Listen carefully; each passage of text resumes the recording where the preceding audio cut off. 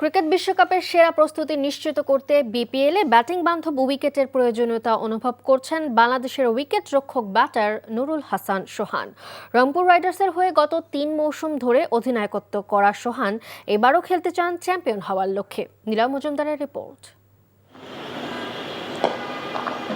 আগামী বছরের ফেব্রুয়ারিতে অনুষ্ঠিত হতে যাওয়া বিশ্ব টি-20তে গ্রুপ পর্বের 4টি ম্যাচের মধ্যে 3টি ম্যাচে বাংলাদেশ খেলবে ভারতের কলকাতায়, শেষ ম্যাচটি খেলবে মুম্বাইয়ে। 2টি ভেন্যুর উইকেটই সাধারণত সুবিধা পান ব্যাটাররা, ফলে হাই স্কোরিং ম্যাচই দেখতে পান দর্শকরা। বিশ্বকাপের কন্ডিশনের কথা মাথায় রেখে বিপিএলও ব্যাটিং বান্ধব উইকেট দেখতে চান সোহান।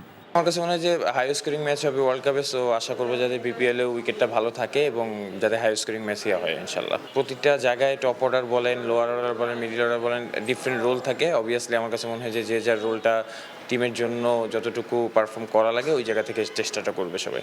প্রতিবার শক্তিশালী দল গড়লেও 2017 সালের পর বিপিএলের শিরোপা পুনরুদ্ধার করতে পারেনি রংপুর রাইডার্স। এবার সেই খরা গোছাতে চান এই উইকেট রক্ষক ব্যাটার।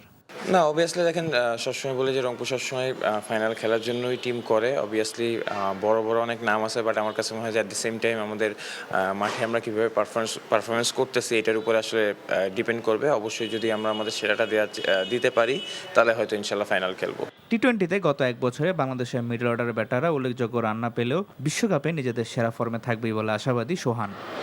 নীলা মজুমদার, এনটিভি নিউজ, ঢাকা।